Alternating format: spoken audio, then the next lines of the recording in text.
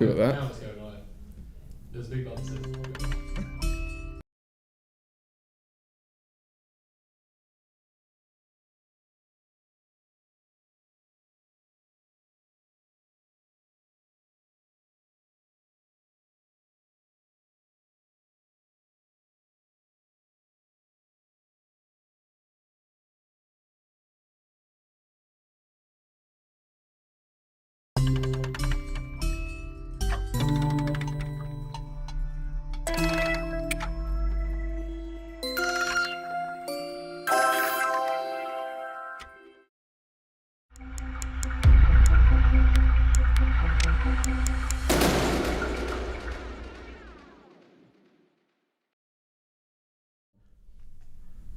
So, the time has arrived.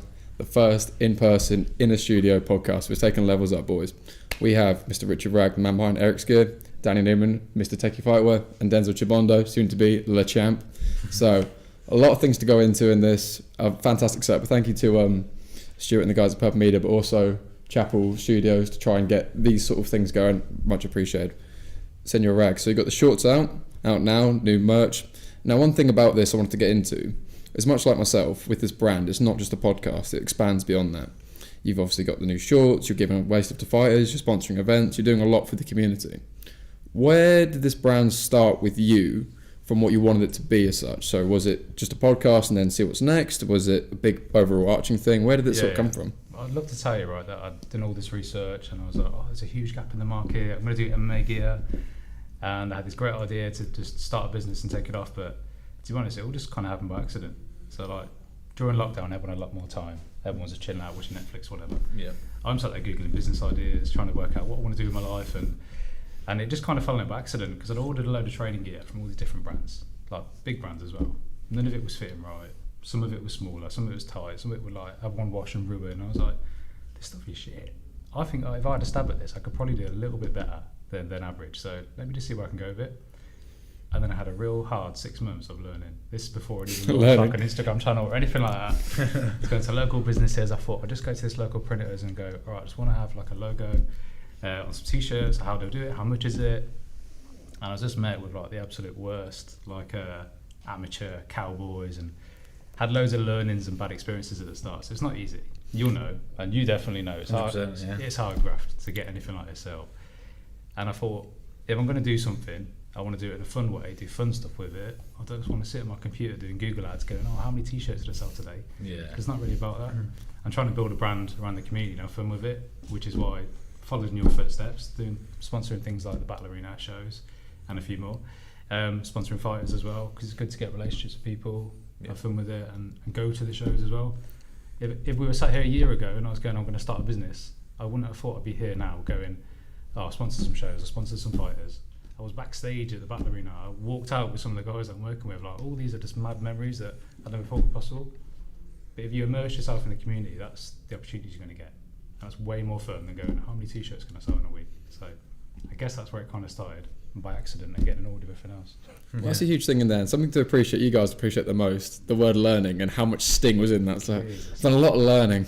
Yeah. Like even in the fight world, it's like, I didn't lose, I learned. I'm getting better, I think. You started to like, hide the tears a little bit. I learned today, coach, I'm good. But no, a lot of that, I love that, because this is more than just, people say, what do you want out of things? Is it this money, this thing, this, that, and the other? But no, it's just passion, it's just fun. And I'm not a huge reader, but someone told me to read 2 books.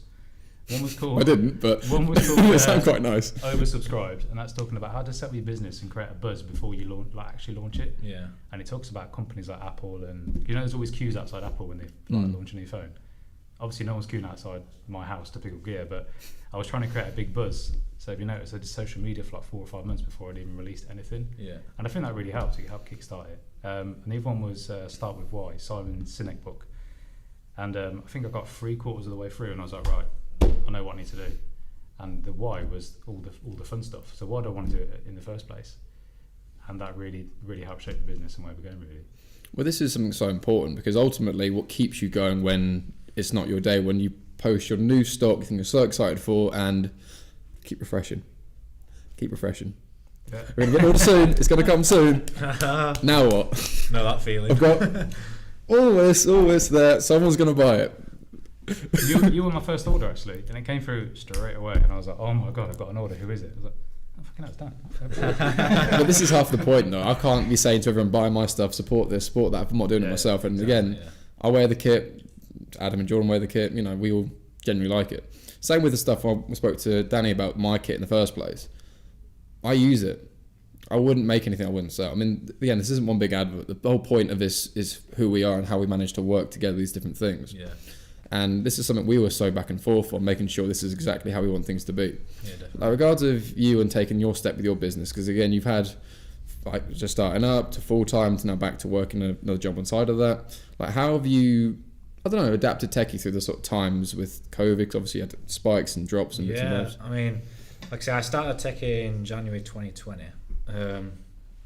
Always aiming to go to the custom side of things, and then like April hit, like peak lockdown, and I'm like, well, all gyms are closed now. How the hell am I going to sell any custom gear? But yeah, I got probably like the first big order right in the middle of April, which kind of kept me going. Obviously still working full time, so yeah, just keep battling on with it really. And it just kind of slowly picked up, and the gym started to reopen, then we got locked down again. So luckily I did have my full-time job at the side, so it wasn't like my full income. It wasn't really making about money straight away, it was just getting brand awareness, meeting new people. I think that's the best thing about why I started Teki, was the people I've met through it and the experiences I've experienced. That's definitely number one. That's so important. Like Denzel, a huge thing with us as well is initially what it was with training, you'd go there, I'm going to say going to work, then you go home and it's just that. But something we've made such a point on the last at least 6 months is actually realising we're actually friends as well as just training partners. Like, it's mad how many times you've gone to the gym, gone home and just not really kind of chat but not really get engaged with it. Like, amount of time now after the gym we're going to get food or go do this or that or the other, and again it's, why is it taking this long, you know what I mean? Yeah, so it's been different. I was always saying before, wasn't I, that like we spend so much time together, and why don't we just start doing things after the gyms and stuff? And since then got closer and it's been good. But this is the nature of what we're doing as well, like taking into account your last fight I spoke about in the podcast we did, where all the changes, this, that and the other, but again we've all got each other talking about stuff where, you know, you're not just, do I speak to the coaches directly, do I think about it as myself? No, you've got us to sound stuff onto as well, you've got extra support network. And something where you really stepped up for me is you stepped in last minute to help me with my weight cut. Like, you know, I know what I signed up for, but having you there to support me out of nowhere, I thought, do you know what, I can sound guy. And this sort of thing is what I appreciate about you guys as well. We have that same kind of ethos of just helping each other just for that in itself. Exactly. Not any sort of, if I do this, you're going to sort me out. None of that sort of thing. Yeah, definitely. I think that's so important. And this is something I feel is so, you can't really replace it in the industry we're in, because the nature of what at least me and Rich do very exclusively with the podcast is get different people on from different, like, you know, areas, different bills, different scales of things, purely for them to get their platform. Exactly, yeah. And the nature of these things anyway, you're not going to get a lot of return. Some people have quite a good following despite, you know, early in their career, but it's not the point. No. It's giving these people... What do you get from it though, as a podcaster? What do you get? It's a good question. Ultimately, they're still people. And my point, the reason for this is that I know myself, before I even had an amateur fight, I did stuff. I wasn't just sat, you know, twiddling my thumbs, playing UFC games, waiting until I was good enough. I was living a life and doing other stuff. Like, the obstacle course races had personal bits and bobs, you know, I had things that are of some interest, I like to think.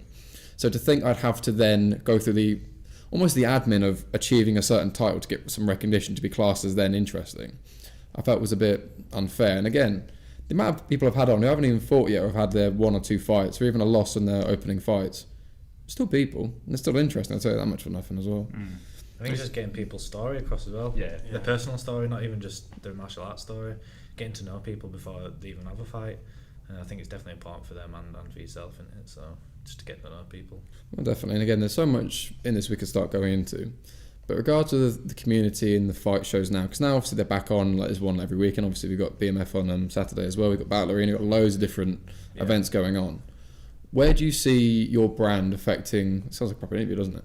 Like, where do you see your brand sort of influencing these shows going forward? Do you think more of a logos on the canvas, the actual gear they walk out, and what kind of stuff do you think you guys would get more involved with? I could probably answer first. I think it's a mix of things. I'm answering it a different way. I think the events need more media build up. and I think I could probably help with through the podcast and things like that. And it's just fun and interesting. Like, I'm a fan of the sport, and I get to talk to people that I would never talk to if I didn't start a little Instagram channel. And like, I like the fact that you get the promoters on as well. That's different. Yeah. That's different, and you know, they can then tell their story of why they started the promotion and what they aim the promotion to end up being. I mean, they must be mad, to be fair, because some of the chats we've had offline and stuff with them, it just seems such a crazy like last minute job, and fight week seems chaotic, and like fair play to them. But yeah, I think the build up and getting the stories out there, and the reason I say it is, if anyone watches UFC, everyone watches the Embedded series as well. Yeah, 100%. I love them so I think much. that's the best They're part so about simple. it, and the countdown as well. Cage Warriors vlogs in that. Yeah, and great. and through that, you typically get the fighter stories. So whether it's someone from the UK or America or Brazil or Zimbabwe, like we were saying before, like these, you wouldn't know the stories behind these fighters unless you watch that build up. Yeah, you just exactly. tuned in, 2 a.m. on a Saturday night or Sunday morning, and you just see the fight. You don't really get emotionally invested in it, but you get emotionally invested in the story. So I think if we can build something that helps do that, just get the amateur stories out there, do a bit of media build up. Who's the guy for Golden Ticket that does it? Dan Cassell, or the ball thing, Bullingham. Yeah, Bullingham, that's it. His stand out for me. He's a top thing with all this. Same thing you said there fantastically is, say you see me, see Denzel, whoever in a cage. If you don't know him, it's just another bloke doing whatever. But if you think, okay, what has he gone through? What have they done? What has been going on? To think, oh, this is really important. Like on Saturday, just gone at Cage Warriors South East, seeing my friend teammate Tom Mearns get his win, and seeing my friend and training partner Willie Mitchell get a win.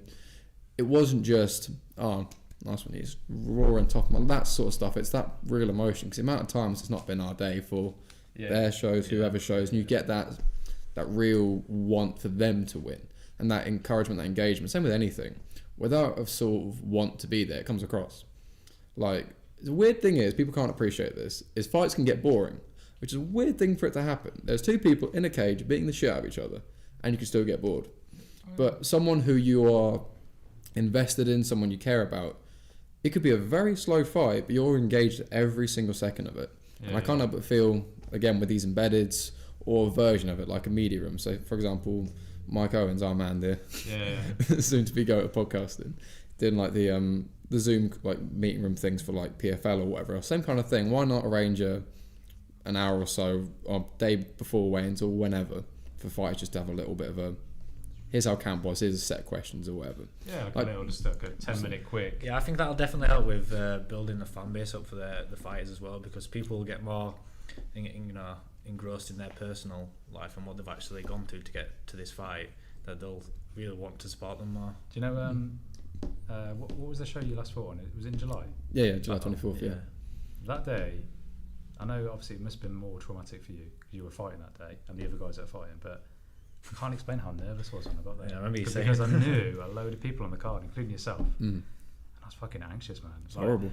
I was watching you guys come out and walk out and stuff, and I was like, I almost couldn't enjoy it because I'm too invested in you guys now. You're like my friends and family. Like I need you all to win, or like be safe. Yeah, and be safe and get out okay. And like obviously when some guys got the win, some guys got the losses and stuff, and I came backstage to sort of say hello afterwards and that kind of thing, and I saw the emotion in you as well, and some of the other guys, and it was just like, wow, this is what it means. Like win or lose, this is the aftermath in this back room, and that you can't get from just watching fights. No, definitely not. It was something else. It's huge. Like for example, you see Denzel, you see walk out for his last fight, runs through the guy under a minute. You think, wow, he's the man. He must have, everything must have been so easy for him.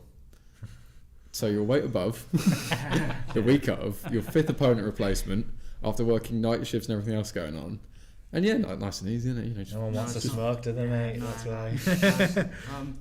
Like you were saying, it would be good if there was like a build-up before the fight, because people will understand what's actually going on. Yeah, and get behind you more. Yeah. I feel like if someone knows what's going on behind stage, they'll probably support you more, because all they see is us just going out there and fighting. They see the walkout, the fight, and that's it. Yeah, nothing afterwards. Whereas there's shitloads of stuff going on. Yeah, exactly. Behind. Oh, please don't swear. Not many times anymore. Proper shitting off as well. But something Adam said to me, Adam Hale, our strength coach, that when you're walking out, you want the same thing they do, is to be the other person. We see the people watching the fights, you think, oh God, I'd kill to be them right now, just, having a drink and enjoying it. But they would kill to be us, making that walk, being that person in the cage there and then. It's a very strange thing to remember, Because how many fights have you been there? Like, you know what, sizing the guys up and they think, you know what, I'd run through, I'll be all right. Yeah. And every time you're fighting, like, you know what, just till it start ballet, I'll be all right. You know what I mean? have you ever matched against a podcast guest? Because you've done like a few hundred now, haven't you? It's a numbers game at this point. It's not if, it's when. Yeah. Let's talk about the build up to your fight. Just beat the shit out of me. That's how it was. How's your training going? How's the camp? Where's your weaknesses? So I wouldn't know what they're like. 'Cause I'm perfect and flawless. Yeah. Never had a bad round in my life. Smoke off their hands as well. But that's something interesting though. I've had it's a shame I didn't record. I had my first opponent on a podcast breaking down our fight. Because I don't know about you guys, but like competition and fights is pretty like, after it's been and done, yeah, obviously if you don't get the result it stings a bit, but I can get over it. I can watch myself get knocked out and, you know, just get on with my day. I don't mind talking about the technical sides of it. Like, how are you, Denzel, with breaking down a performance versus the emotion of what that performance meant to you at the time? Do you know what? Sometimes when I'm before the fight, my head's just everywhere. Like, but then afterwards, I'm like, I look back. I'm like, yeah, I could have done this, could have done that. I'm like more relaxed, but I don't know. It's just crazy. Denzel, can you remember being in the fight? Because some people say they most can't remember. times, no, not really. That's mad, isn't it? Not really. Even like most of my fights, they've gone the full 3 rounds. I don't really remember much of it. Yeah, probably remember about 3 minutes or 5 last. I remember the times I lose, but not the times I win. Yeah. You show that much on adrenaline when you win, you just forget it. Stan says it best. Stan Majorov, the ballerina champ, horrible knockout he got, it's horrendous. He says his fighting is like watching your own movie. It's like sort of third person. It's really weird. Out of body experience. Literally. Like, clashing shins is something that used to give me such anxiety. Even doing it lightly now would kill. Yeah. But in a fight, it's like, it's not yours. It's really weird. Like, how do you find watching your fights back? Yeah, obviously, seeing where you've done wrong and how you can do better. But yeah, when you're watching me, like, I actually can't remember anything that happened. Like, one of the fights I had, like, my nose bust, and I was like, I can't remember it bleeding in the fight or even bothering me. But like I said earlier, you know, I remember the ones I've lost, but not the ones I've won. I wish it were the other way around, like, but yeah. This is where I tell you what's hilarious. It gives you context. So, you know, when you see someone in a position where, oh, just throw this, do that.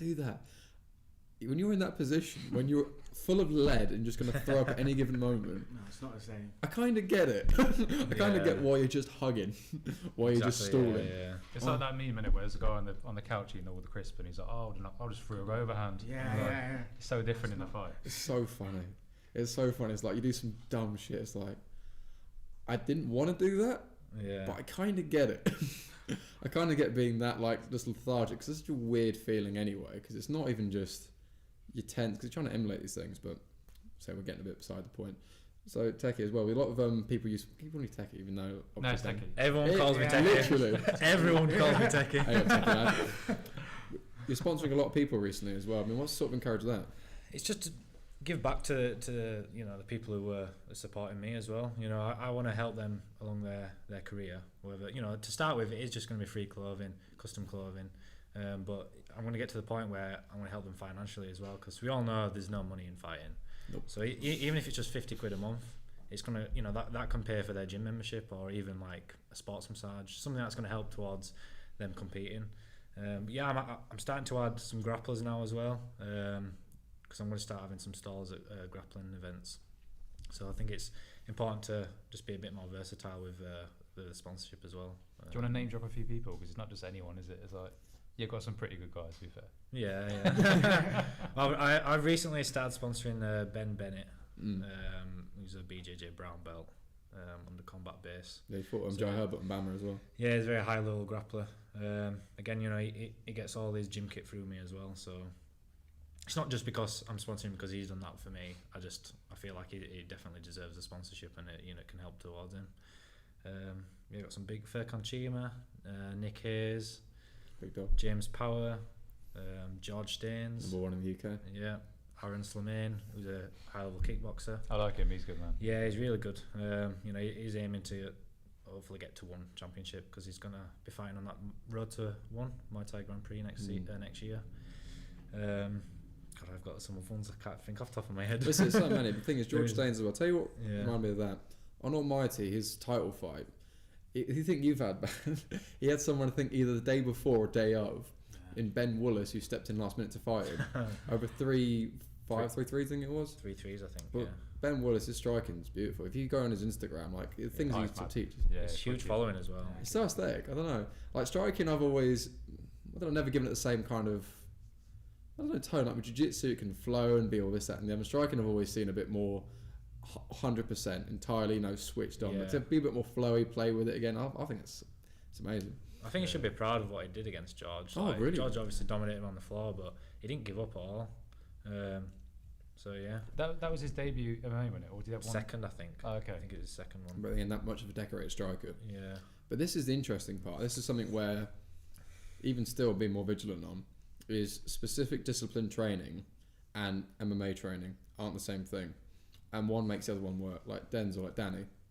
How important is it, his lessons during the week, where explaining why things do and don't work? Like, how much has your game changed since training with Danny?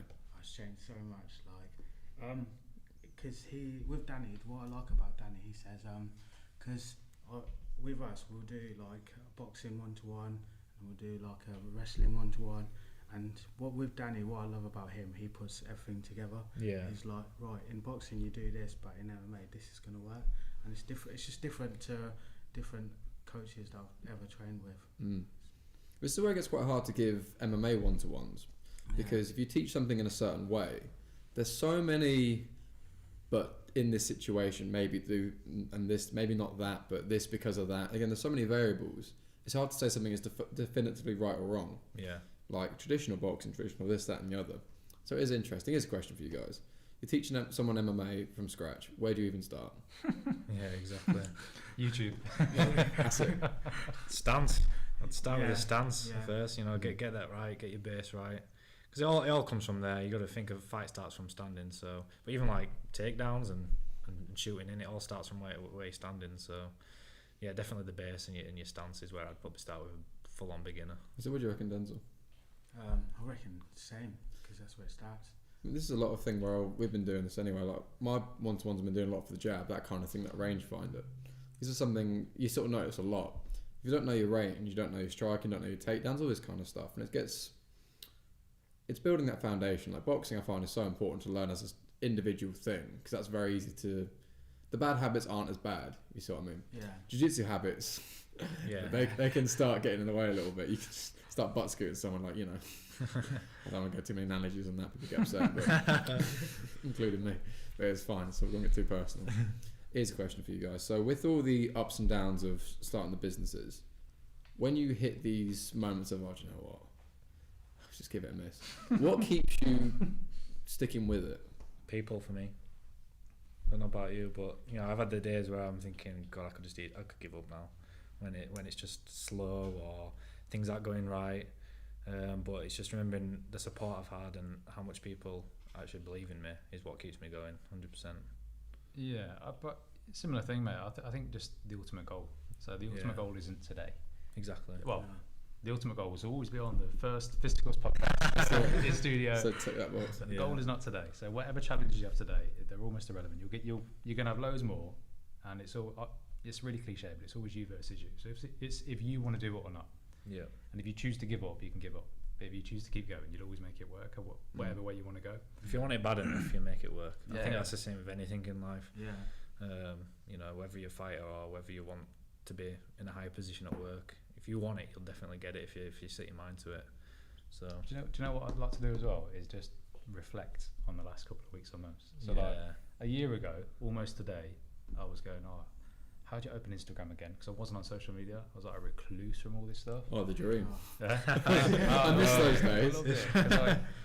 I was on Twitter and stuff before, and it's all toxic and arguments, and people are and like It's good fun though, hate isn't it? hate crime Quite like posts, it. and I'm just like, what's the hate going on with the crime, world? Like, I thought everyone should just be getting on. But anyway, so I was off social media for years, and I had to get back on it, and I was like, how do I make an Instagram post? Like, that was me day one, and I hadn't got any kit in yet, and I was like, what's the hashtag? And it was really embarrassing. Asking around friends and stuff, and they're taking the piss, and I was like, no, really, I don't know how to do it. Here's a situation. POV, you've just started the business, you're going to start a business. What was your first Google search? Yours is what is Instagram. Probably just Instagram, yeah. Like Danny, what's how yours? to build a business on Instagram, probably. Mine was like finding a clothing supplier. I think that was one of my first things I searched on Google. And God, I've been through a lot. Jesus, yeah. I'd say you, Denzel, for fighting, but you seem to be pretty hands-on with that off the bat. What's that? How to be a fighter as well. Yeah. I'll work it out pretty soon. But no, definitely. Naturally. This is kind of the point. I was like, where do you start? So I was having a conversation with my brother James about this, because like starting like startups, things like this. Yeah. The answer's somewhere. Because like with Fisticuffs, it's just a kind of, oh, let's do that. Let's see if that works. Like David as well, who's helping out behind the scenes and everything. Fantastic for it.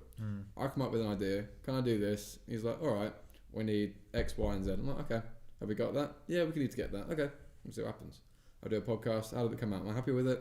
Yeah, kind of. Let's change that. Yeah. And it starts leaning out over time. A lot of it is. Like, I would have never even thought I'd even have a podcast, let alone to this sort of stage where we're at now. And it's just fun, really. People like ask about it. I say, oh, you doing really well? I say, am I? I just And this is what I mean about reflecting on what you've done already, because it's like I'm sat here now in my own hoodie.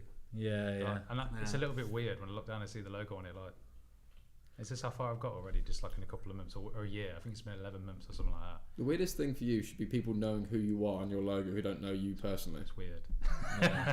People just keep doing this at fight shows. I'm like, I can't remember if I spoke to you or not. I think I had the same thing with you actually. I'm sure you were chatting to Teki one day. Yeah. And I was like, shit, what's his name? Yeah. So many people. For me, it's I could be sat at home. And people are sending me like screenshots of like fighters walking out on shows, and I'm like, bloody hell, not seeing that before. So Teki takeover, mate. It is, mate. It's every fight show now. I can probably guarantee there's someone with Teki Fightwear walkout kit on. So. I mean, you as well, Denzel. Like, think about ticket sales and fight shows.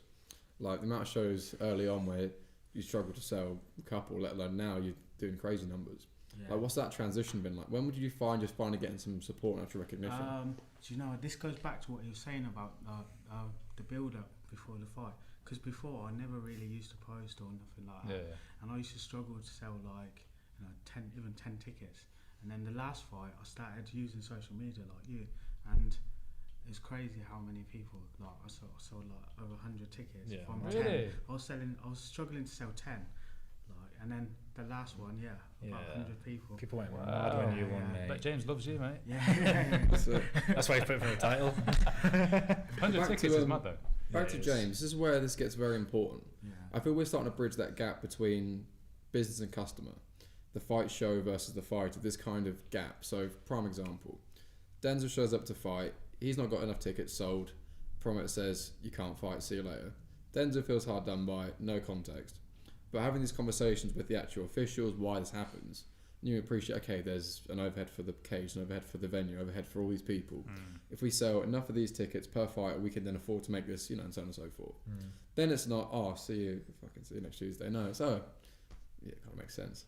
But that's why I think they'll choose almost local fighters for whatever location it's in, right? So in Brom, there's always BST on it, because BST ain't too far away. You're going to bring crowds and bring fighters.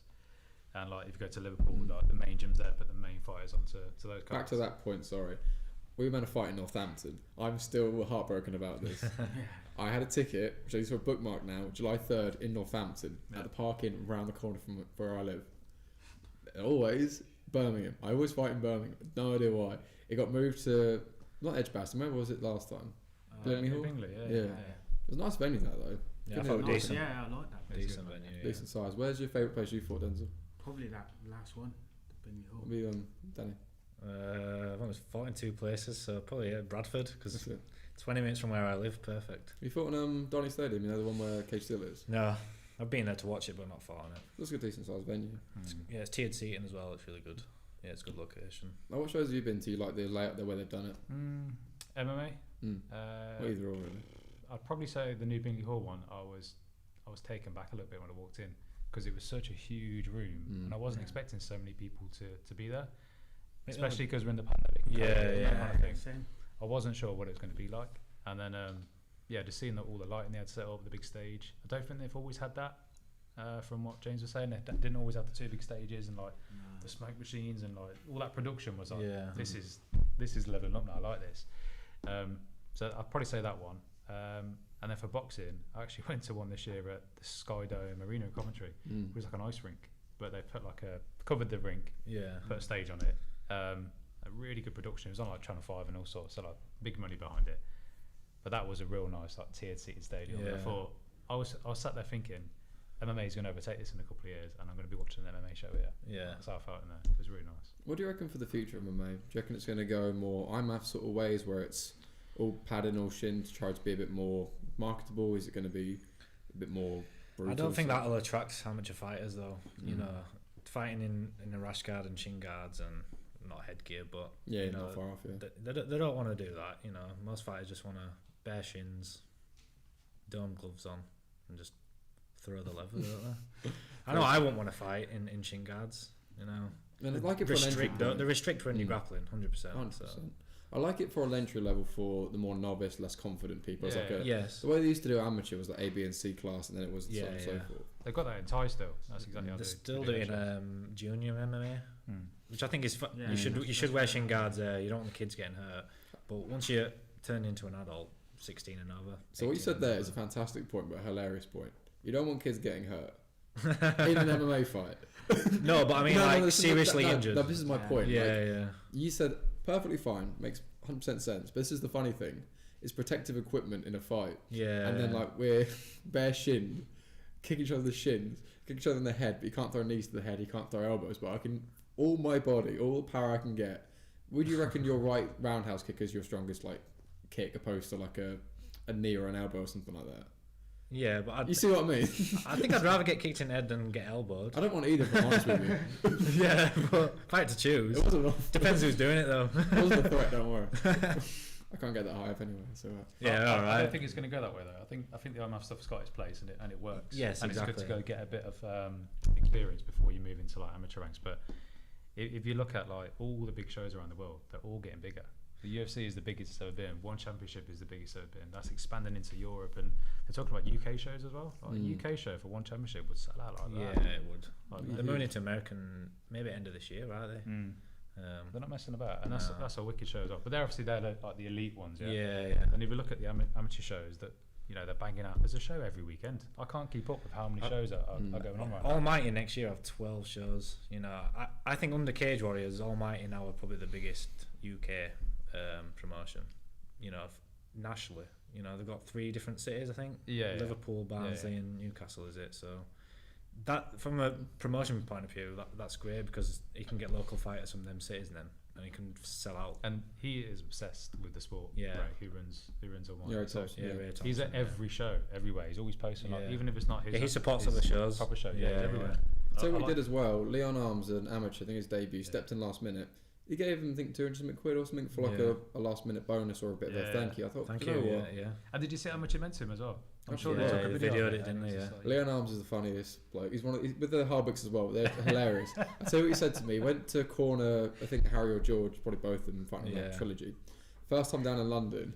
Says, you lot have these fake taxis down here. There was a black cab he's not seen. I was like, well, it depends where you're going. Don't leave a tip, you know what I mean? But either way, here's a scenario for you guys. You're 0-0 as a pro, about to start your career. What is your game plan for getting to either UFC or decent sized money? Where do you want to go in regards of venue, event wise? What's your game plan as such? So, for example, the reason with this is Cage Warriors still a monopoly? Is it still the place you have to go when you're pro to get anywhere significant? Not necessarily, but it's definitely a good platform to get on, because I saw a stat today, it's like Jake Hadley, 107th person to get to the UFC from Cage Warriors. They're mad stats, aren't they? So you can see why people want to get onto that show and become a Cage Warriors champion, because it's definitely one of the top feeder shows for UFC. I think most people's aim, and probably myself's aim if I ever took that route, would be to try to get to Cage Warriors. But yeah, just be patient with it being pro. Don't pick easy fights either. You want to make a statement, you want to stand out. This is why I don't get why people fight cans.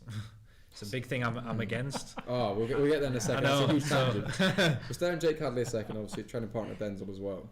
And where it's interesting is, you see the video they put up when he got the contract. Yeah. With him when he's like 9 years old, saying his birthday wish. Who else got goosebumps? That was heavy. I love that. It's quality, yeah. That kind of nice to see how much it meant to him as well when he's like, we don't give the contract to people who miss weight, and you could see in his head, he's like, oh no. And then when he got it, you know, he collapsed at Florida, and you can just see how much it meant to him. Yeah. you See, it was a Mick Maynard and Sean Shelby like went out the back. They were fuming because they went against You everything. can see the emotion in his face. Exactly. as well, like, Yeah. All They that just hard burst work. into tears, didn't they? Like, Yeah.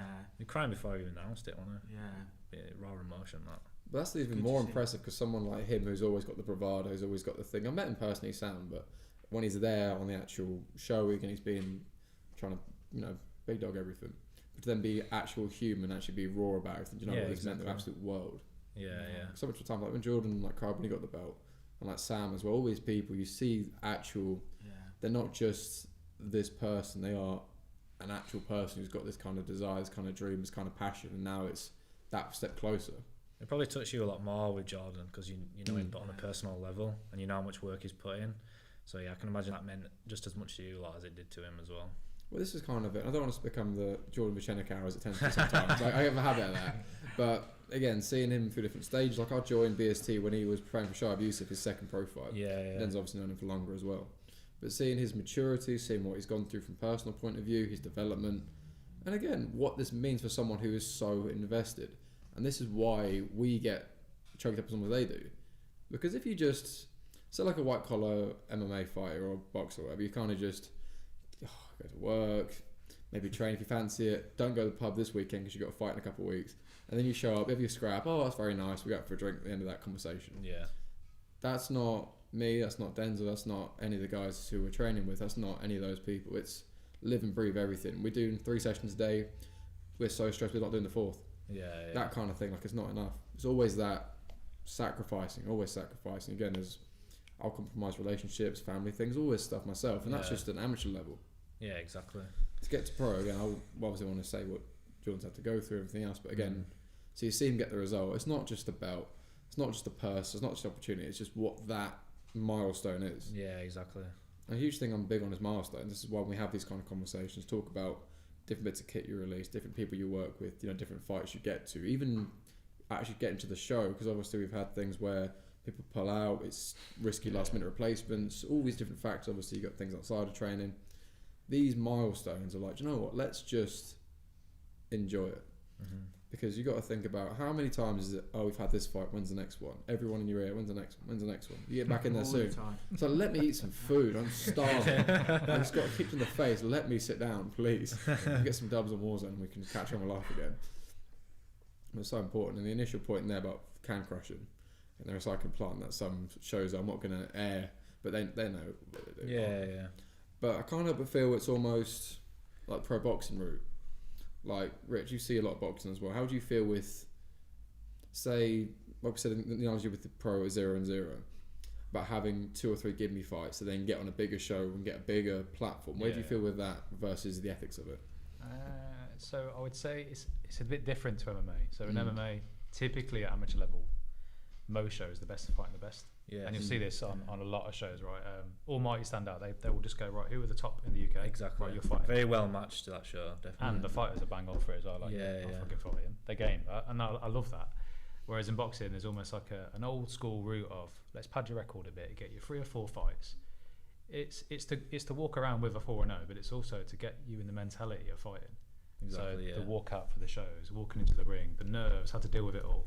You do it a few times, build up your own confidence. You're like, you know what, I'm not bad, man. I've knocked 4 guys out. I can take this guy on. Yeah, So yeah. it's almost a confidence builder. But you'll see boxers now getting to 5 or 6-0, and they don't want that embarrassing record anymore. There's a guy, River Wilson Bent from Coventry, Yes. and he's a really top fighter. He's quite raw as well. He's actually fought in Battle Arena before, which I never knew that was interesting. And he's had a couple of, like, I wouldn't say complete journeymen, but easier fights at the start of the career. And every interview now he's like, I want someone though, or I want a title. And I think he's had like 7 or 8 fights, and he's like, just give me everybody, I'll fight on. And he's fighting in a couple of weeks. That's how you become better though, and test yourself and see actually where your skill set's at.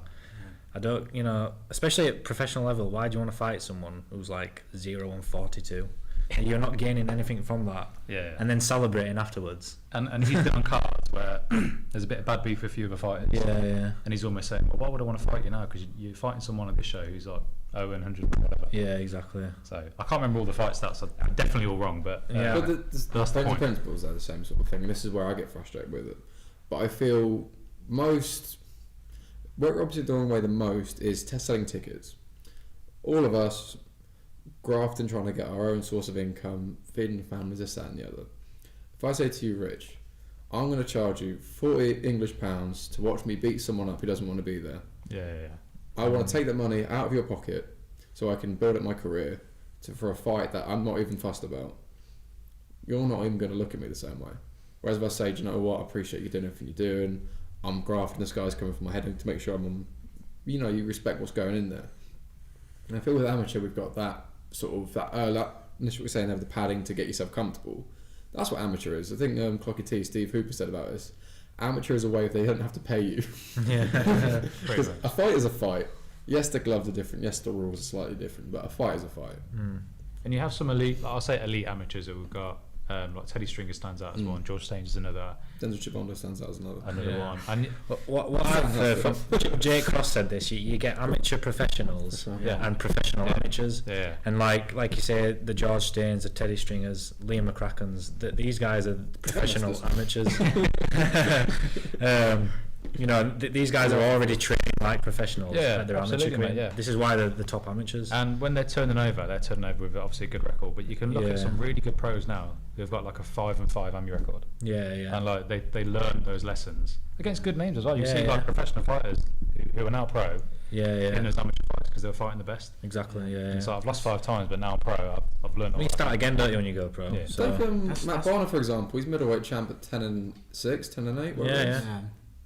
Like exactly. Same thing. Do you remember I was saying I want to fight for title fights because I can get the best. That's the best way I can get the best fights. So I actually challenge myself instead of fighting. You're not gaining anything from fighting someone who's not there to win. Yeah, exactly. I want to fight. So for the rest of my amateur career, I want to fight people who are actually really good. Yeah, that's good. So I actually test myself, and then when I do go pro, you've already been tested. I know where I've been. I had a podcast with Dean James. He's a Muay Thai guy. You guys probably know of him anyway. And one thing he said really resonated with me is he won't take a fight against someone who doesn't scare him because you can't get up in the morning to do your runs if you're not scared. Yeah. You won't get out of bed. And I'm a little bit because again, if you think, you get some, I'm not going to name names. Obviously, people watch, so just remember that bit. Just drops and you're like, no, that's going to get that's a conversation you don't want. But insert someone you can smash or someone who comes across very not too fussed about. Yeah. Are you even going to think, do you know what? Play FIFA, I'm on. Not good.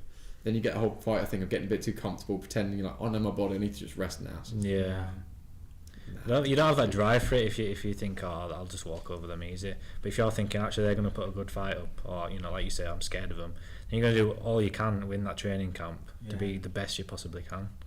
The only time I get when there's cans on shows is last minute pullouts where then someone wants to fight. I totally get that. But when you've got like 4 to 8 weeks or even 12 weeks and you're being matched against one of them, surely as a professional fighter, you want to I don't want to fight someone like that. What is your fight camp at that point anyway?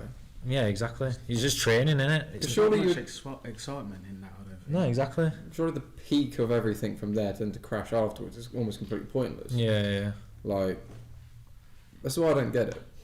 And I liken fighting to sparring very similar in the sense of, say you have a good day, you're just unstoppable, John Wick energy kind of thing. You're the man. The next day, even the same day sometimes, you just get pieced up. You just get caught. You're like, what am I doing? Am I even doing the same sport? You're the same person, just a day apart. Yeah. And how are you going to say I'm better than you, or you're better than me if you've beaten me that night? And again, it's not a case of being a sore loser or being a bit of a less confident winner. It's the awareness. Like, how many times you rolled with someone who you go back and forth with? Yeah, exactly. That kind of idea. So this is where I feel you give a lot of weight to them. Obviously, records for DJs and the whole bias when you've got a negative record of saying these sort of things. You kind of give it context. And Sam Creasy said it best. Current flyweight champion. It's just a fight. Yeah. It's a very interesting thing because you give it this whole thing of shit, it's a big thing. Everyone's going to modern day gladiator shit. I'm dying there, bro. You know what I mean? That kind of thing.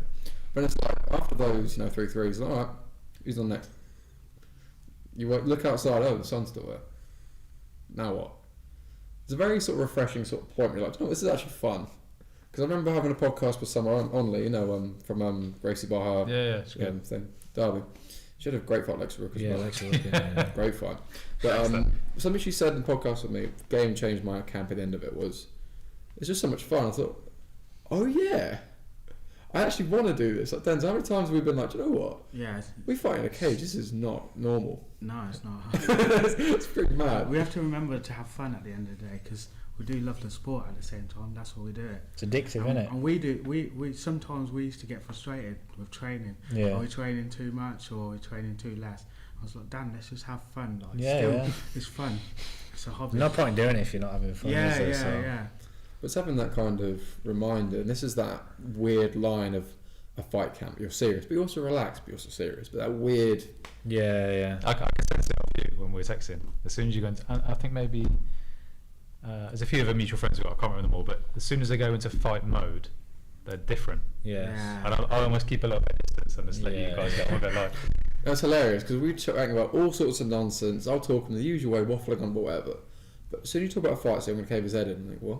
Just deadpan. a couple of voice Patrick, notes, and I'm like, oh, I think I'll leave until tomorrow. Patrick Bateman energy of just deadpan. Like, yep. Yeah.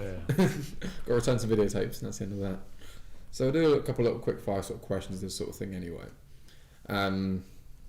Where should we start? We'll go with Denzel. So, fight camp, couple of weeks out. Post fight, what are you thinking after you get that big shiny belt? What's the first thing you're going to do afterwards? Probably go and eat some. From Yummers, your sponsor, look at that. Yeah, yeah. Little plug Yeah, there. there we go. But this is the thing, the reason I ask that question is when it comes to a fight camp, sometimes it's like, oh, I want it, just is it pulled out yet? Is the event off, or has COVID happened again, or something Yeah. like this? You're like, oh, can I get out of this, please? And that kind of relief of, oh, then I can do this or whatever else is going on. Like, say with you, Danny, with say Teki or whatever else. What's the first thing when you get an order come through, something you achieve a milestone? What's your where you celebrate that kind of moment? I won't say I celebrate them when they come in. It's nice to know that people are supporting me, and it's more like the recommendations. Like the first thing they say is, "Oh, someone's passed me your details," or "No, I've been recommended by somebody else." For me, that's more than the actual order itself. Is that people are actually talking about Teki. So yeah, that's definitely the most important thing to me, and what actually makes me carry on doing this. Here's a question for you, Rich.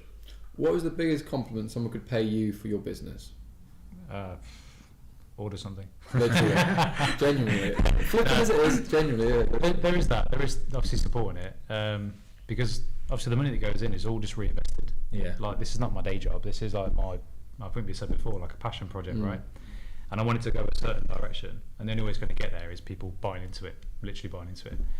And to sponsor the shows, to get new products, to sponsor fighters, it needs people to buy what I'm selling. So if that continues, the brand can just keep going, which is great. But I think the biggest compliment is just when I meet people at shows, when people inbox me going, "I've watched your podcast." Yeah. Like, people just going like, they're just interested in it. Yeah. I can't watch half my podcast back because I'd Really? look at myself and I was like, "Oh God, why am I sitting like that?" I've got this video, like, I probably do not on this video as well, just like randomly scratching my head. It's like a Oh, we all nervous do it. thing, I always like, go for the beard. Always do and that. it's just like, oh, why am I doing that? Sometimes I can't even watch it back, but like even strangers have found it. Someone found the 10th Planet one. This was done back in like February. Yeah. Someone stumbled across that today and was messaging me going, "Oh, this is really funny. You should do more of these," kind of thing. And I was like, well, check out the channel. It was about Never 20. But the biggest compliment is just someone engaging it and supporting it. I get loads of nice messages of support, again, from just random strangers I've never met.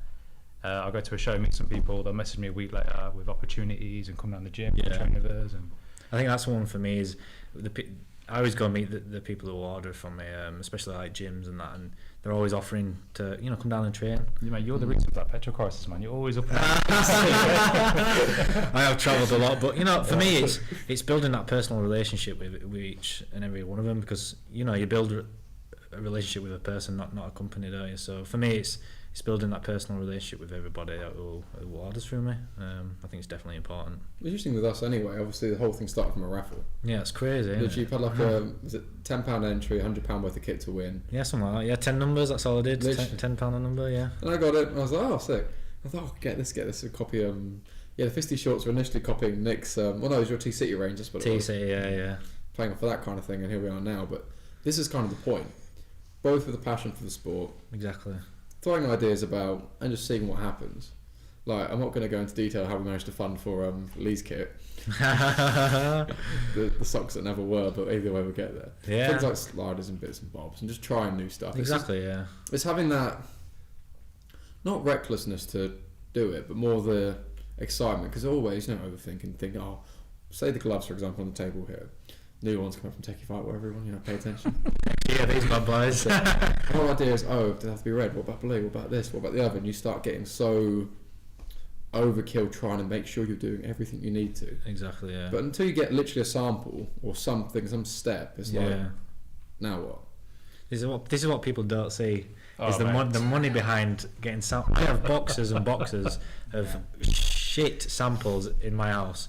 I'm not even kidding. Like, there's a box of like 60 t-shirts that are just absolute rubbish, and with gloves as well. People don't see that, but we do that because we want to provide the best quality. Without naming names, what's the worst sample you've got? I've got blank t-shirts. That's Blank. good. Yeah, just blank. That's good. The bottoms weren't even sewn, like it was blanks. Mine's socks. Is it the same socks? So we might as well say this, aren't we, Dan? Feel free to. So Dan messaged me with an idea of, when McGregor had the suit and it said "fuck you" on it. Or pinstripes. Where are the socks? Wait, let them Yeah, so he wanted some pinstripe socks that said "cunt" on them. Yeah, I remember. But obviously, because you don't want to be able to see it from over there, It's just vulgar. It's so it cruel. needs to be as small as possible. So they had to do like sublimation socks.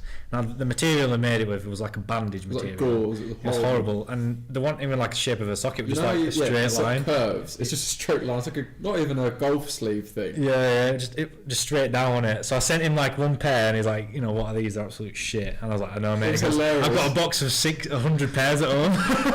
The refund from that paid for. Yeah, basically. So yeah, we got Lee's kit through that, didn't we? So It was so okay. funny. that's probably the worst thing I've got at home. But this is my point with all this stuff for everyone doing this thing. Like, you just get funny stories. Like, Yeah, I'm not, exactly. It's a memory, isn't it? Yeah, It's I've something got fun loads to more. talk I've about. got loads more.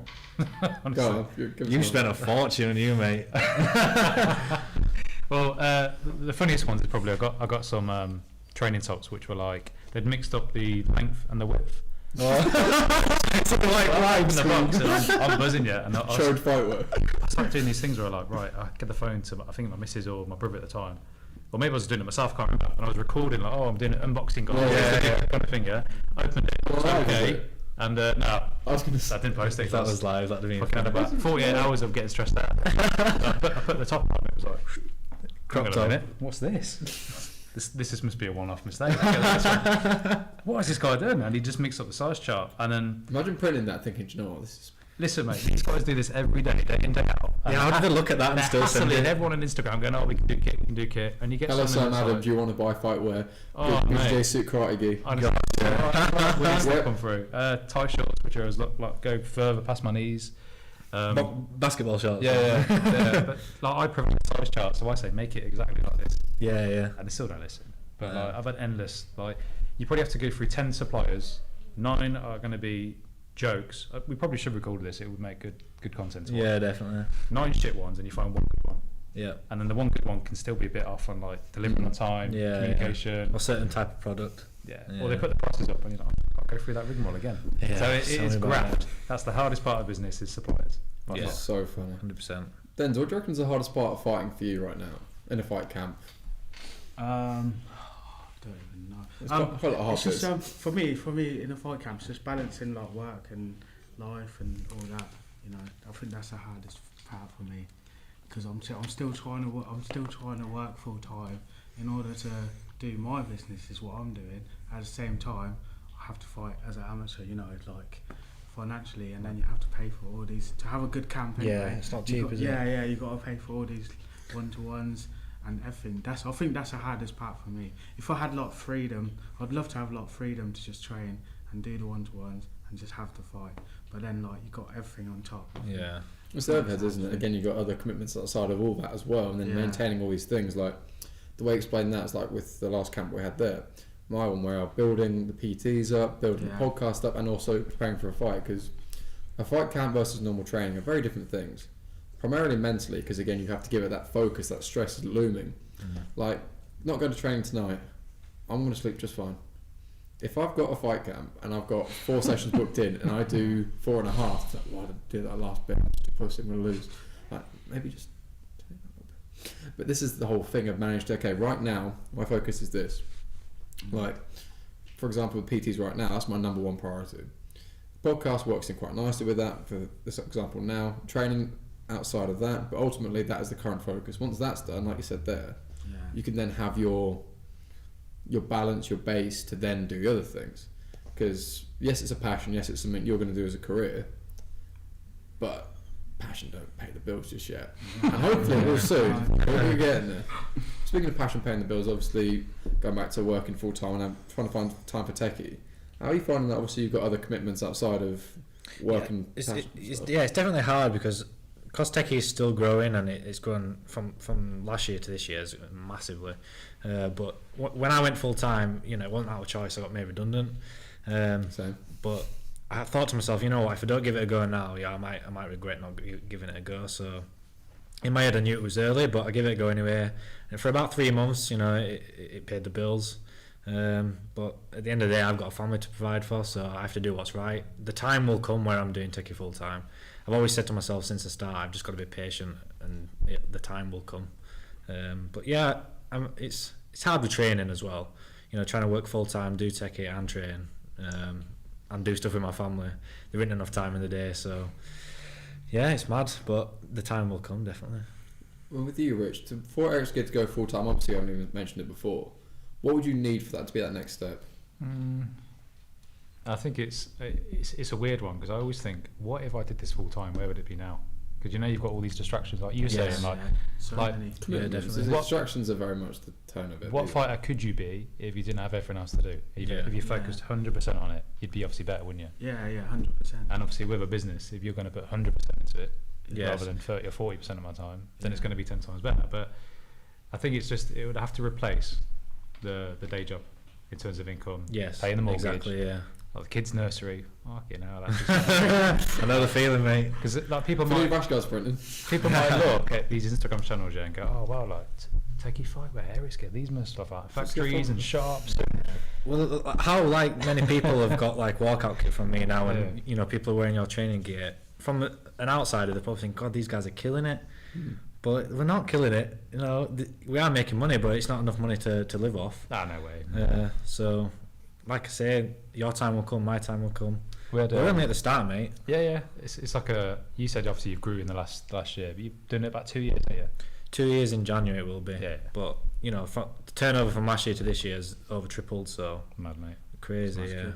I had Joe Taylor come to my house the night before his fight. Nice.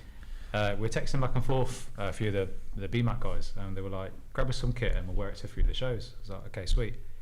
Gone a couple of days of orders, and I was like, oh shit, I've totally forgot to send BMAC some stuff. So I'm texting going, fucked up, I'm sorry, I can't get it over to you. If I send it tonight, I'll get it tomorrow. And they've got to go down to weigh-ins and whatever.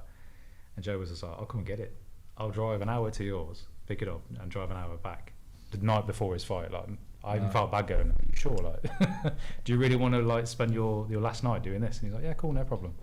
And he got to my house and he was kind of looking around thinking, oh, so you do it all at your house then? yeah. Same as me, man. I ain't got a unit or whatever. Yeah. So people hear podcasts think, wow, this sort of studio setup. So I remember last Battle Arena, Nick's kit and someone else's kit turned up on the Thursday, and I had to drive down to Birmingham at the weigh-ins to give them the kit. But in my head, I'm like, they need that kit for the fight, so I don't care if it's 2 hours away from me. I'm going down, but I was going down to see the main man anyway. Yeah. I like Nick's kit a lot. It's the Blue Lightning one. It's got the new red one. Red one with a horse on. Yeah. So really well, yeah, it looks good, man. So with the kit you get done, that's Forbes, that's Jamie as well. That's interesting way he's gone about that as well, because he's building his own brand as well. Yeah. He's more jiu-jitsu oriented again, talking about your being more. Would you say more MMA or more striking? Yeah, so definitely more MMA. I want to focus on the MMA side of things, but I want to be known as, if someone needs custom fightwear, they come to me. Whether that's a gym needing custom fightwear or it's a fighter. I think now most fighters do come to me for custom walkout kit, because to be honest, I don't really know anyone else who's doing it. Especially the prices I'm doing at and the deals I do. So yeah, that is what I want Teki to be known for. You're proven as well though. So everyone's doing these walkouts, they've all got your kit on. I'll even text you going, someone else. Yeah. So everyone knows you make good stuff. It's not like a gamble. All the design is unique to that fighter as well. Like another sponsor fighter, Callum Mullen. his workout kit, he's got his granddad on the back. Mm. His granddad sadly passed away, so his granddad were a massive support of him and his brothers. For just that little touch on there for them. So, same with Nick. I know his nickname's Dark Horse, so it's putting a Dark Horse in there. The Neil Hall ones as well. You did as well. Say again. The Neil Hall ones. Yeah, Neil Hall one. Yeah, that was I did that for the family, which massively raised like 860 quid went to the family. So they didn't want any help, but for Neil being my coach, I wanted to just do that to support them in any way, whether that to keep the gym running or to help with funeral costs or anything like that. So that's the sort of person you are as well. So I wanted to bring that up as well. I know you wouldn't do it off your own back because again, that's I didn't do it for the publicity. This is my point, and this is why I want to give you guys this platform as well and build this platform for all of us still because you do that kind of stuff. You weren't going to tell anyone. No. And this is the point. It's things like that are so like remarkable. Why not give that kind of acknowledgement? So here's a question for you guys: how do you describe who you are and what you're building? Like Denzel, you as a fighter, as a businessman sort of thing right now. How do you describe Denzel Chibondo right now? I would describe myself as someone who's following something, because in life I never knew what I wanted to do, and then fighting just sort of stumbled across. Because how I started fighting, it's just a random guy that I worked with in the care home. He was like, "Oh, do you want to come try this sport?" Then I just came and I was like, "Oh, I'm actually quite good at this." Yeah. And that's how I started fighting. And then from then, I never really found passion for anything else. And this is it. This is what I found my passion. I think that's what I'm going to carry on the rest of my life. It's so important to understand about this as well. And someone like Stan who's very like spiritual and very much, open about these kind of feelings. It's so important. Yeah. Because the amount of people we know on a day-to-day basis who just sort of go through the motions. And like, yeah, we still have the same 24 hours in a day, but I tell you what, like, it's not dreading a Monday and looking forward to a Friday. It's just, today's today. You know what I mean? You love what you do. Yeah, it's not easy, but it's a different kind of drive. Like, what about you, Danny? What was the question again? How you describe yourself and what you're building? Oh God, here's a good question. Like for me, I just want to build a brand and a community around the martial arts community. I want to help people, support them through the fight career, whether that's helping them with training gear, financially, but just also I want to be the biggest custom fightwear brand there is, purely for the community and to support people. So yeah. What are you, Rich? I'm going to be the Gymshark of MMA That's a shame. in about 3 to 5 years. Ben Francis. It's all German based anyway, so it's all right. Same warehouse. But the reason I say that, when you think of gym, you immediately think of Gymshark. Yeah. I mean, there's a Gymshark t-shirt in the building right now. That's it. Yeah. I've probably got one on Bit of the but what they've done, it's not just about the big company and the money and that kind of thing, but what they've done in 10 years. I think they started in 2011 or something. 2010. I mean, 12 or 13. I It's think they not did that that expo. Whenever it was, yeah. I've watched some of his videos and like his background and how he started it, and His YouTube channel was really good, isn't it? yeah, it's wicked. Representable. He's tried a couple of little mad businesses before. They didn't really take off, and I think he made a little bit of money here and there. But he's like, right, forget all these. I'm just going to make t-shirts with Shark on it and call it Gymshark. And the first couple of products were pretty trash. And I remember it was just like a thing that I'm in a community now, and the community is going to grow this together. And he threw together like an event which is quite. It was Body Power Expo. Wasn't Yeah. it? There's one of those. But that's the moment where it changed his whole life. Like That. and it Black went on Fridays and from things there. like that, But Yeah. they're like the iconic brand which broke through the market, which is all Nike, Adidas, all the sports, big sports giants, global Monopolies, sports giants, and he's bigger than them now.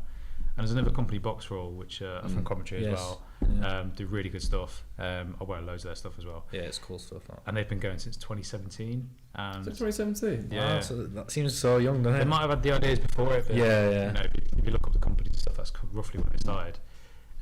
Two young lads from Coventry. They've brought on like big companies to help them get bigger and that kind of thing. But I look at them as inspiration because they've been going from 2017, and there's boxers now, heavyweight boxers that walk out and they'll have like Boxroll tracksuits on, or hoodies or whatever. And you're going, is that same company that started just a couple of years ago? But they're doing a lot for the sport. Yeah, exactly. And obviously Gymshark doing a lot for gyms. I'd like to be in that MMA space and do the same sort of thing because it's not just clothing. I think it's giving back in it. That's what's Yeah. important to me as well. Yeah, and you know, you're a big heavy hitter on it, but it's giving back to the community and like the amateur shows, sponsoring them amateur shows, you're helping them. People, people just see it as your logo on the canvas, but it's a bill. It's a bill for me or you to do it. So we Yeah. just got to pay for it. Anyone can do it. But the feeling I got when I walked into Battle Arena, and obviously with your logo next to it as well. It was a Yeah. little bit surreal. I almost didn't want to step in the cage and take a picture of it 'cause I didn't believe it was real yet. I was like, this is a bit odd. This was just a Instagram thing 5 Yeah. minutes ago, like, how do I do Instagram? And now I've got logos on canvases and there's fighters walking out in the gear. Like, it was all a bit overwhelming almost to start with. But those kind of moments are like milestones in this whole journey, really. It's so important. Literally what Danny said just then. If you don't support them, the show isn't there. We don't have to fight. Exactly, yeah. If me, you, and whoever else is sponsoring the show just go on to Apology and whoever else, me and Denzel would have a show to fight on. You know what I mean? It's very much creating this platform and investing in what we're doing. It's the rising tide of all ships and that kind of thing as well. And it's not even like an ego thing to build a brand, be known, do the rest of it. Paying the bills is the priority. Get that sorted. Everything else is a bonus. Then it's just what we're doing now. Just chat with our mates. This is something that's been so eye-opening since going full-time with the PTing and the podcast and the rest of it is what you said, Denzel, was freedom. Yeah. A 9 to 5 sort of allocation, prison, whatever you want to call it, that's a big dramatic theatrical thing. You set yourself in this box that this is how you have to live your life, you have to go through the monotony of this, and then it's this wedge of time is allocated 40 hours a week, 168 hours of or whatever it is, it becomes a whole thing. It's just suffocating. It's just put in a place you don't even care how it gets on, and then you live your life outside of that. Have you seen the meme? It's Jim Carrey in Dumb and Dumber when he's a limo driver, says MMA fighters when you've got a full-time job.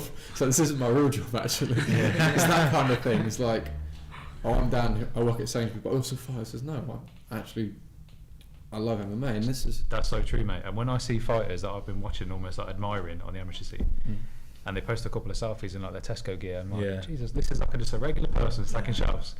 There's probably some customer giving them jip, and you think, you can just choke you out in 3 seconds. But this is sort of the point, though, and it's understanding your identity. And identity is a very, very important topic because you talk about who are we, Denzel? Are you an athlete? Are you a fighter? Are you a dad? Are you who? All these different things. What makes you Denzel? What makes you Dan? What makes you Rich? And everything else. It's so important.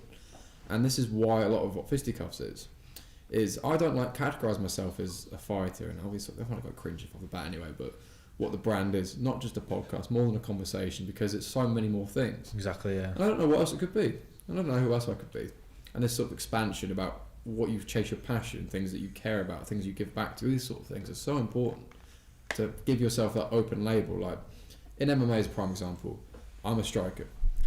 So default, my wrestling's dog shit, my grappling's dog shit, everything else is horrendous because I'm only a striker. No, mixed martial artist. I'm a grappler, I've got no stand up, I've got to sit down. No. It's you're an athlete, you're a bruiser, you're a all these sort of things. You put yourself in this box, you're restricted by your own description. And be able to open yourself up and give yourself this freedom. Like, would you call yourself entrepreneurs? Would you call yourself business owners? Would you call yourself, I don't know, prodigies and building the next thing in the future, this, that and the others? You don't really know the words, you know what I mean? You try to see what's going to be happening, what's going to happen next. You ask me what's going to happen in X amount of time for Fisticuffs. I don't know, but that's not worrying, that's exciting. I would never have guessed I've been here, and I wouldn't have wanted to guess. It takes away the fun of it, doesn't it? Yeah, exactly. There's quite a few things I want to get into. We've also got to do a giveaway, announce what we've got. So outside of my gift cards, so it's first, second and third different value gift cards. Yes. And obviously you guys have got some kit to give away as well. So how are you doing yours again, Danny? So for every winner for your giveaway will get a £5 off little voucher for any custom gear. So that's for every winner. Third place will get a t-shirt. Second will get a rash guard or a pair of shorts, and the first winner will get a custom rash guard or a pair of shorts. So yeah, fantastic. And Rich, is it a few bits of kit? How have you done yours? So you've got 3 winners, yeah? Each winner can just pick anything off the side that they want. One item. No, they can just tell me what they like for the site. Training tops, hybrid shorts. Yep. If they want to wait a little bit longer, there'll be tie shorts in about 2 weeks. But yeah, we can just DM them and get it arranged. Perfect. So guys, do you want to do an announcement now, or do you want to do the wheel now? What's the preference? So press the wheel, I'll come over and have a look, or do you want to shout it? Have we got a sound effect like the wheel?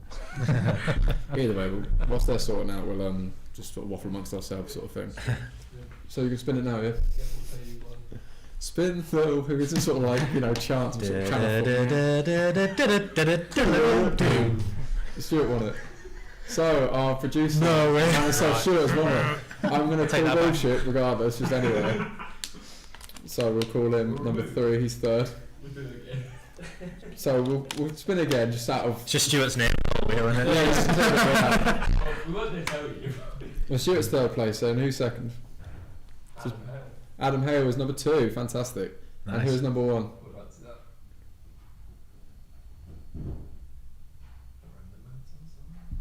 You were good? The suspense is killing me. Yeah. Oh, Oh, it's Rich from Eryx Gear. Oh, okay, thanks. Charlie Walden. He's really sound as well. Do you know Charlie Walden up in it's Pahad MMA, you know Ben Kellock and I've heard of Ben Kellock, yeah. Bert Jenkins and them lot. I don't think it's Pahad right, MMA. but I don't know whereabouts it is, it's up north, but yeah, sound. So Charlie's number 1, Adam's number 2 and Stuart's number 3. So thank you everyone for entering. These kind of giveaways are a fun little thing to do every now and then because the nature of what we do. One is a promotion thing, but also nice just to get a bit of, give something away. 'Cause Yeah, exactly. Yeah. The trickiest thing I find doing what we do is if I have a big bag of kit, is saying to someone, oh, it costs this much. Like, oh, just have it. Yeah. It's like, no, I paid for this. Buy it. Yeah, exactly. That's a question anyway. Establishing value of what you sell. So when you make your kit, it's not just the overheads of making it, it's your time, your energy, everything investing in it. How much is a shirt worth to you to then sell? Like, how would you find getting that pricing point? How did you go about getting your price points? how do I price the products? Yeah, essentially. Kind of what it costs at manufacturing level. Obviously, add on your profits of what you want to make, what you think is worth doing. But then you just look at the market and go, right, what are the other sort of Exactly, yeah. startup brands Research to him? Yeah. And I look at some. I mean, I think my stuff is fairly reasonably priced. I think yours is probably undercutting me a little bit, but That's it, you've paid the price. yeah. But no, it's affordable. It's good. And then, but you've got a lot of brands where they'll have something like t-shirts or hoodies or shorts, and they're like £45, and you think Yeah. £45 for a shirt. It's a bit steep, but I don't know what you like it. And Knowing how much things cost, Yeah. like they're making an absolute killing on selling it for £45. And then some. you've also Yeah, got to exactly. factor in. I mean, we all do this. Is you're giving lots of free stuff away as well. Yes, exactly. So you're thinking that everyone I sell, or every 2-3 I sell, I can give something for free. Yes. So whoever buys stuff, they're actually supporting all those sponsorships as well. Exactly. Keep going as well with them. So we're a bit close with time now, but guys, really appreciate all your time. So regards to reaching out to you guys, supporting you a lot. So Rich, where can people find Eryx Gear and your social media? It's on I'm going to say all social platforms, but we don't use TikTok and we don't use Snapchat because I don't know how to use them. So So transparency. Instagram's probably the best one. That's where we'll post the majority of the content, podcasts, all the new releases, some promotional stuff coming sort of November, December time. So just Eryx Gear on Instagram. You'll see it straight away. So that's where you can. Ian there as well. I didn't even notice that the other day. Teki. Yeah, so mainly Facebook and Instagram, just at Teki Fightwear. Message me on there. That's where most orders come through. Or email sales@tekifightwear.co.uk. Fantastic. And Denzel, with regards to following your social media, getting tickets, how can they get to you? So social media, it's, Instagram mostly. And your Instagram is? Yeah, Denzel Chibondo. He's like, I already sold 100 tickets. I don't know. Everyone knows How he's getting the money, it's a lot. And for Fisticuffs podcast, all streaming platforms, all social media platforms. Again, our podcast sponsors, The English Hypnotist and Good Performance Nutrition. Which camera's on either, was fine. So with Good Performance Nutrition, Dan Good, again, supports Teki as well, gets the Mexico kit done. But also, very people-oriented person. He gave me a facility to do my lessons out of off the bat. A very genuine person. And his products, very affordable, good quality, what more do you want? So Good Performance Nutrition and the English Hypnotist Richard Hart. So you talk about hypnotism, there's a lot of different reactions.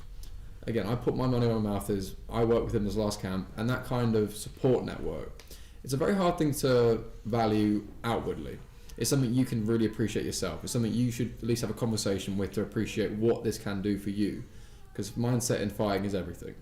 And if there's some sort of compromise or some kind of issue somewhere, it's so important to have that, at least awareness of what's going on and be able to assess that part. You take your training seriously, you take your nutrition seriously, why not your mindset? So English Hypnotist Richard Hart, Good Performance Nutrition Dan Good, fisticuffspodcast.com, and it was at Fist Dan Live 5 for 5% off the website. Fantastic. Cheers guys, thank you very much. Awesome. That's Yeah, great. great. Look at that.